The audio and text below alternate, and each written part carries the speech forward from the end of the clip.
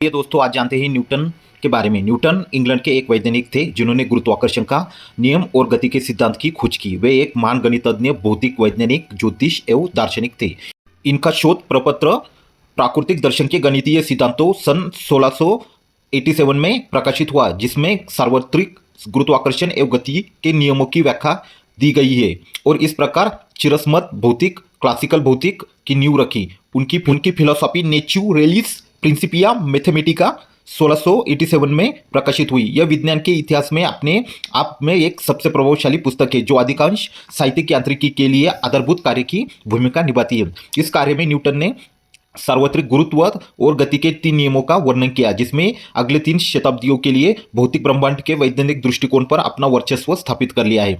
Newton ने दर्शाया कि पृथ्वी पर वस्तुओं की गति और आकाशीय पिंडों की गति का नियंत्रण प्राकृतिक नियमों के समान समुच्चय के द्वारा होता है। इससे दर्शाने के लिए उन्होंने ग्रहीय गति के केपलर के नियमों तथा अपने गुरुत्वाकर्षण के सिद्धांत के बीच निरंतरता स्थापित की। इस प्रकार से सूर्य केंद्रीयता और वैज्ञानिक क्रांति आधुनिकीकरण के बारे में पिछले संदेह को दूर किया। यांत्रिकी में न्यूटन ने संवेग तथा कोणीय संवेग दोनों के संरक्षण के सिद्धांतों का स्थापन किया। प्रकाशिकी में उन्होंने पहला व्यावहारिक परावर्तित दूरदर्शी बनाया और इस आधार पर रंग का सिद्धांत विकसित किया है।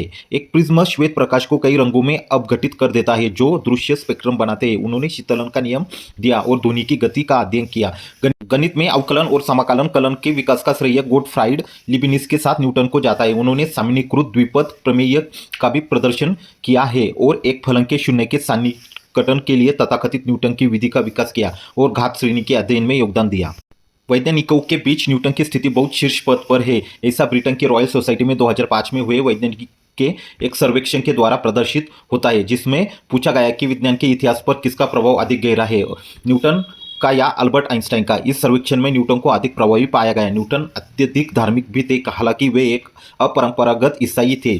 उन्होंने प्राकृतिक विज्ञान, जिसके लिए उन्हें आज याद किया जाता की तुलना में बाइबिल हर्मेन्यूटिक्स पर अधिक लिखा। उनके प्रारंभिक जीवन के बारे में। आइजैक न्यूटन का जन्म 4 जनवरी 1643 को नई शैली और पुरानी शैली के तिथि 25 दिसंबर 1642 को लिंकॉल्नशायर के काउंटी में एक हेमलेट उल्सथोर्पे बाय कोल्स्टेओर्बे में उल्सथ्रोप मैनर में हुआ। न्यूटन के जन्म के समय इंग्लैंड ने ग्रिगोरियन कैलेंडर को नहीं अपनाया था और इसलिए उनके जन्म की तिथि को क्रिसमस दिवस 25 दिसंबर 1642 के रूप में दर्ज किया गया है। न्यूटन का जन्म उनके पिता की मृत्यु के 3 माह बाद हुआ। वे एक समृद्ध किसान थे। उनका नाम वे आइजैक न्यूटन था। पूर्व परिपक्व अवस्था में पैदा होने वाला एक वो छोटा बालक था। उनकी माता हन्ना एस्वेक का कहना था कि वो एक चौथाई गैलन जैसे छोटे से मग में समा सकता था। जब न्यूटन 3 वर्ष के थे, उनकी मां ने दोबारा शादी कर ली और अपने नए पति रेवरेंड बर्नाबुस स्मिथ के साथ रहने चली गई और अपने पुत्र को उसकी नानी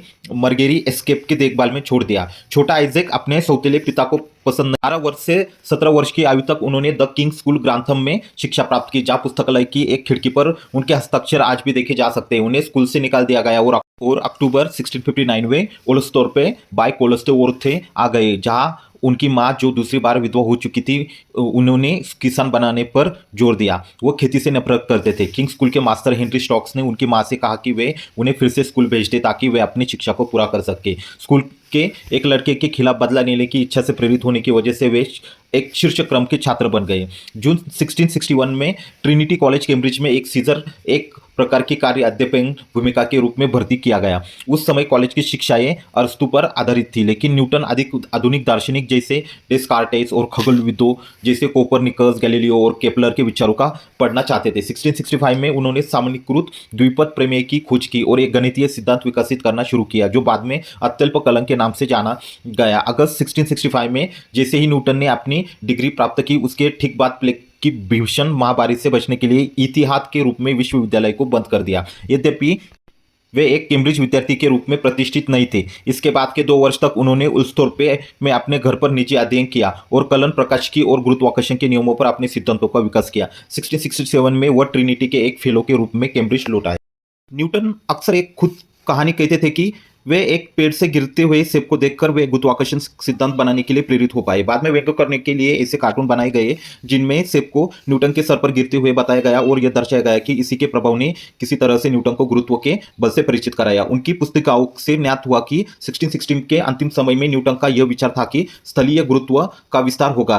के वर्क उत्क्रमणापाती होता है। हालांकि पूर्ण सिद्धांत को विकसित करने में उन्हें 2 दशक का समय लगा। जॉन कंदुयत, जो रॉयल टक्साल में न्यूटन के सहयोगी थे और न्यूटन की भतीजी के पति भी थे, इन्हें इस घटना का वर्णन किया जब उन्होंने न्यूटन के जीवन के बारे में लिखा। 1666 में वे कैम्ब्रिज से फिर से सेवानिवृत्त हो गए और अपनी मां के पास लिंकनशायर चले गए। वे एक बाग में घूम रहे थे तब उन्हें एक विचार आया कि गुरुत्व की शक्ति धरती से एक निश्चित दूरी तक सीमित नहीं है। यह विचार उनके दिमाग में पेड़ से नीचे की गिरते हुए एक सेब को देखकर आया, लेकिन यह शक्ति उससे कहीं ज्यादा आगे विस्तृत हो सकती है जितना कि पहले आम तौर पर सोचा जाता था। उन्होंने अपने आप से कहा कि क्या ऐसा उतना ऊपर भी होगा जितना ऊपर चांद से, और यदि ऐसा है तो यह उसकी गति को प्रभावित करेगा और संभवतः उसे उसकी कक्षा में बना के रखेगा। वे जो गणना कर रहे थे, इस तर्क का क्या प्रभाव हुआ? सवाल गुरुत्व के अस्तित्व का नहीं था, बल्कि यह था कि क्या यह बल इतना विस्तृत है कि यह चांद को अपनी कक्षा में बनाए रखने के लिए उत्तरदायी है। न्यूटन ने दर्शाया कि यदि बल दूरी के वर्ग उत्क्रम में कम होता है तो चंद्रमा की कक्षीय अवधि की गणना की जा सकती है और अच्छा परिणाम प्राप्त हो सकता है। उन्होंने अनुमान लगाया कि यह बल अन्य कक्षीय गति के लिए जिम्मेदार है और इसलिए इसे सार्वत्रिक गुरुत्वाकर्षण का नाम दे दिया गया। एक समकालीन लेखक विलियम स्टुकेले सर आइजैक न्यूटन की जिंदगी को अपने स्मरण के रिकॉर्ड में करते हैं। वे 15 अप्रैल 1726 को केनसिंगटन में न्यूटन को साथ हुई बातचीत को याद रखते हैं जब न्यूटन ने जिक्र किया था उनके दिमाग में गुरुत्व का विचार पहले कब आए। जब वह ध्यान की मुद्रा में बैठे थे उसी समय एक सेब के गिरने के कारण ऐसा हुआ।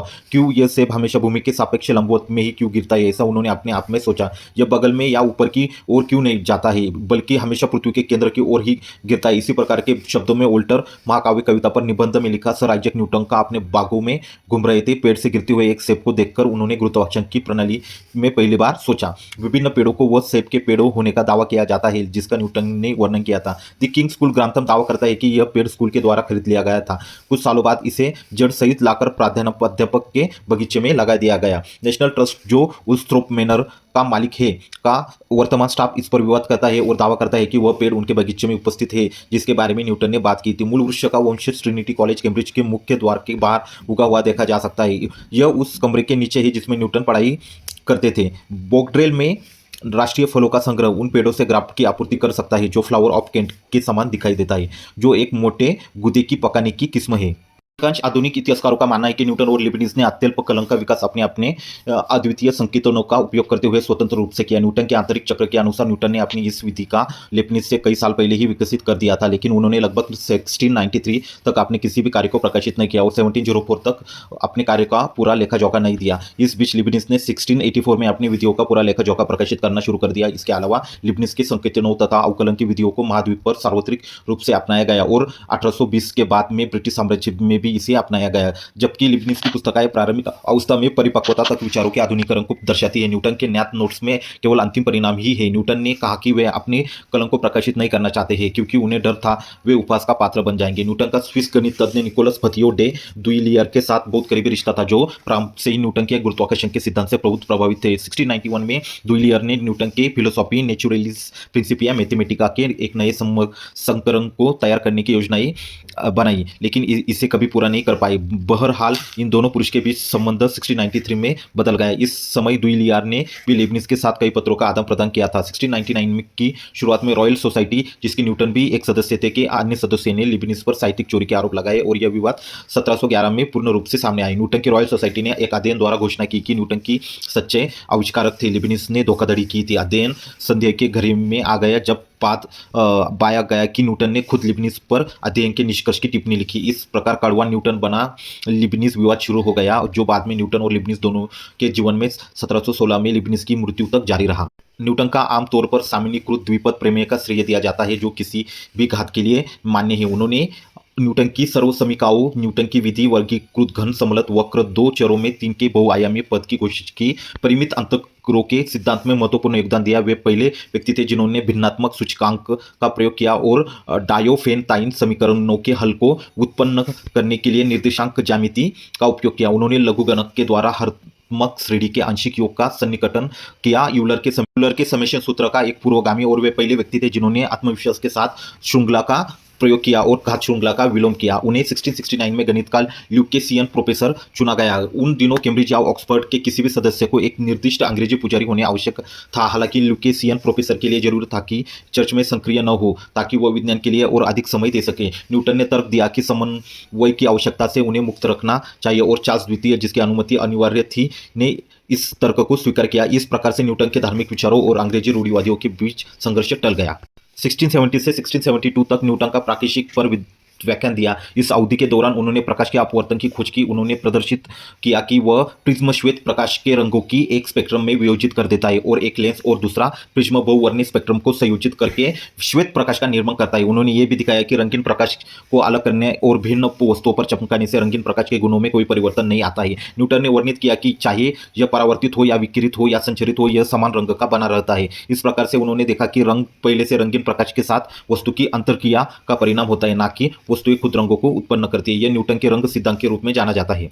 इस कार्य से उन्होंने निष्कर्ष निकाला कि किसी भी अपवर्तित दूरदर्शी का लेंस प्रकाश के रंगों में विसरण रंगीन विपतन का अनुभव करेगा और इस अवधारणा को सिद्ध करने के लिए उन्होंने अभिदृश्यक के रूप में एक दर्पण का उपयोग करते हुए एक दूरदर्शी का निर्माण किया ताकि इस समस्या को हल किया जा सके। दरअसल डिजाइन के निर्माण के अनुसार पहला ज्ञात क्रियात्मक परावर्तित दूरदर्शी आज एक न्यूटोनियन दूरबीन के रूप में जाना जाता है। इसमें तकनीक को आकार देना तथा एक उपयुक्त दर्पण पदार्थ की समस्या को हल करना शामिल है। न्यूटन ने अत्यधिक परावर्तक वीक्षक धातु के एक कस्टम संगठन से अपने दर्पण को आधार दिया। इसके लिए उनके दूरदर्शी हेतु प्रकाश की गुणवत्ता की जांच के लिए न्यूटन के छल्लों का प्रयोग किया गया। फरवरी 1669 तक वे रंगीन विपतन के बिना एक उपकरण का उत्पादन करने में सक्षम हो गए। 1671 में रॉयल सोसाइटी ने उन्हें उनके परावर्ती दूरदर्शी को प्रदर्शित करने के लिए कहा। उन लोगों की रुचि ने उन्हें अपनी टिप्पणियों ऑन कलर के प्रकाशन हेतु प्रोत्साहित किया, जिस बाद में उन्होंने अपनी ऑप्टिक्स के रूप में प्रस्तुत कर दिया। जब रॉबर्ट हुक ने न्यूटन के कुछ विचारों की आलोचना की, न्यूटन इतना नाराज हुआ कि वे सार्वजनिक बस से बाहर हो गए। हुक की मृत्यु तक दोनों दुश्मन बने रहे। न्यूटन ने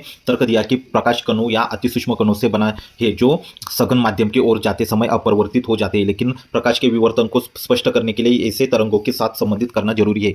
ऑप्टिक्स बी के थर्ड प्रोब्स 6th यल बाद में भौतिकविदों ने प्रकाश में विवर्तन के लिए शुद्ध तरंग जैसे स्पष्टीकरण का समर्थन किया। आज की क्वांटम यांत्रिकी, फोटोन और तरंग कण युग्म के विचार न्यूटन की प्रकाश के बारे में समझ के साथ बहुत कम समानता रखते हैं। 1675 की उनके प्रकाशन की परिकल्पना में न्यूटन ने कणों के बीच बल के स्थानांतरण हेतु ईथर की उपस्थिति को मंजूर किया।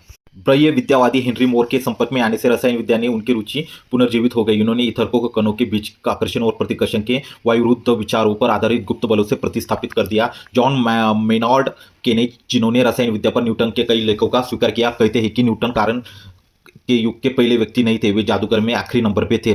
रसायन विद्या में न्यूटन की रुचि उनके विज्ञान में योगदान से अलग नहीं किया जा सकता। यह उस समय जब रसायन विद्या और विज्ञान के बीच कोई स्पष्ट भेद नहीं था। यदि उन्हें एक निर्वात में से होकर एक दूरी पर क्रिया के गुप्त विचार पर भरोसा नहीं किया होता तो वे गुरुत्व का अपना सिद्धांत विकसित नहीं कर पाते। आइजैक न्यूटन के गुप्त अध्ययन भी देखें। 1704 में न्यूटन ने ऑप्टिक्स का प्रकाशित किया, जिसमें उन्होंने अपने प्रकाश के अति सूक्ष्म कणों के सिद्धांत की विस्तार से व्याख्या की। उन्होंने प्रकाश को बहुत ही सूक्ष्म कणों से बना हुआ माना, जबकि साधारण द्रव्य बड़े कणों से बना होता है। और उन्होंने कहा कि एक प्रकार के रासायनिक रूपांतरण के माध्यम से सकल निकाय और प्रकाश एक दूसरे में रूपांतरित नहीं हो सकते और निकाय प्रकाश के कणों से अपनी गतिविधि के अधिकांश भाग को प्राप्त नहीं कर सकते जो उनके संगठन में प्रवेश करती है। न्यूटन ने एक कांच के ग्लोब का प्रयोग करते हुए ऑप्टिक्स 8वां प्रश्न, एक घर्षण विद्युत स्थैतिक जनरेटर के आद्य रूप का निर्माण किया।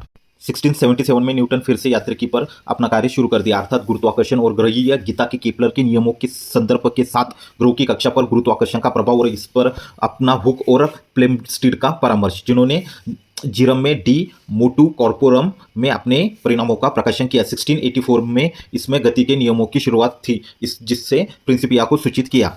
फिलोसॉफी नेचुरलिस प्रिंसिपिया मैथमेटिका, जिसे अब प्रिंसिपिया के रूप में जाना जाता है, का प्रकाशन एडमंड हेली के वित्तीय मत और प्रोत्साहन से 5 जुलाई 1687 को हुआ। इस कार्य में न्यूटन ने गति के 3 सार्वभौमिक नियम दिए, जिसमें 200 से अधिक वर्षों तक कोई सुधार नहीं किया गया। उन्होंने उस प्रभाव के लिए लैटिन शब्द ग्रेविटास भार का इस्तेमाल किया, जिसमें गुरुत्व के नाम से जाना जाता है, और सार्वत्रिक गुरुत्वाकर्षण के नियमों को परिभाषित किया गया। इसी कार्य में उन्होंने वायु में ध्वनि की गति के बॉयल के नियम पर आधारित पहले विश्लेषणात्मक प्रमाण को प्रस्तुत किया। बहुत अधिक दूरी पर क्रिया कर सकने वाले एक अदृश्य बल की न्यूटन की अवधारणा की वजह से उनकी आलोचना आलोचना हुई क्योंकि उन्होंने विज्ञान में गुप्त एनजीसीओ को मिला दिया था। प्रिंसिपिया के साथ न्यूटन को अंतर्राष्ट्रीय ख्याति मिली, उन्हें काफ़ी प्रशंसा मिली। उनके एक प्रशंसक थे स्विट्जरलैंड में जन्मे निकोलस फतियो दे ड्यूलियर, जिनके साथ उनका एक गहरा रिश्ता बन गया जो 1693 में तब समाप्त हुआ जब न्यूटन तांत्रिक अवरोध से पीड़ित हुए। 1619 के दशक में न्यूटन ने कई धार्मिक शोध लिखे जो बाइबल की साहित्यिक व्याख्या से संबंधित थे। हेनरी मोर ब्रह्मांड के विश्वास और भारतीय द्वैतवाद के लिए अस्वीकृति ने शायद न्यूटन के धार्मिक विचारों को प्रभावित किया था। उन्होंने एक पांडुलिपि जॉन लोको को भेजी जिसमें उन्होंने ट्रिनिटी के अस्तित्व को विवादित माना था, जिसका प्रकाशन कभी नहीं हो पाया। The chronology of ancient kingdoms amended और observations upon the prophecies of Daniel and the apocalypse of Saint John 1733 प्रकाशन उनकी मृत्यु के बाद हुआ। उन्होंने रसायन विद्या के लिए भी अपना बहुत अधिक समय दिया था। न्यूटन 1689 से 1690 तक और 1701 में इंग्लैंड की संसद के सदस्य भी रहे, लेकिन कुछ विवरण के अनुसार उनकी टिप्पणियां हमेशा पोस्ट में एक ठंडे सूखे को लेकर ही होती थी। वे खिड़की को बंद करने का अनुरोध करते थे। 1696 में न्यूटन 68 साल के वार्डन का पद संभालने के लिए लंदन चले गए। यह पद उन्हें राजकोष के तत्कालीन कुलाधिपति हेनरी फेक्स के पहले अल चार्ल्स मोतागु के संरक्षण के माध्यम से प्राप्त हुआ था। उन्होंने इंग्लैंड का प्रमुख मुद्रा ढलाई का कार्य संभाल लिया। किसी तरह मास्टर लुकास के इशारों पर नाचने लगे और एडमंड हेली के लिए अस्थायी टक्साल शाखा के उपनियंता का पद हासिल किया। 1619 में लुक्सान की मृत्यु न्यूटन शायद टक्साल के सबसे प्रसिद्ध मास्टर बने। इस पद पर उनकी अपनी मृत्यु तक वो बने रहे। ये नियुक्तियां दायित्वहीन पद के रूप में ली गई थी, लेकिन न्यूटन ने उन्हें गंभीरता से ले ली। 1701 में कैम्ब्रिज के कर्तव्य से निवृत्त हो गए और मुद्रा में सुधार लाने का प्रयास किया तथा कतरनों तथा नकली मुद्रा बनाने वालों को अपनी शक्ति का प्रयोग करके सजा दी।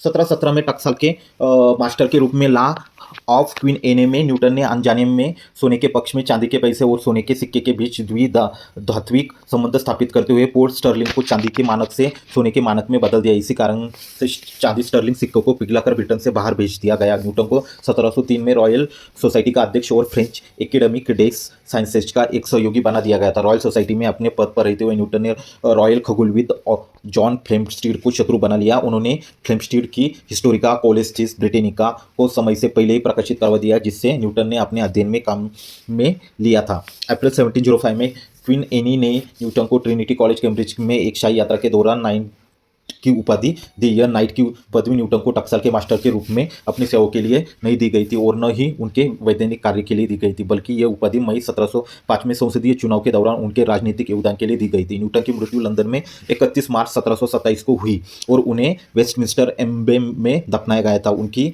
आधी भतीजी कैथरीन बार्टन कोईदून में लंदन में जर्मिन स्ट्रीट में उनके घर पर सामाजिक मामलों में उनके परिचारिक का काम किया। वे सबसे बहुत प्यारे अंकल थे और उनके उस पत्र में किया गया है जो न्यूटन के द्वारा उसे तब लिखा गया था जब वो चेचक की बीमारी से बीमार थी।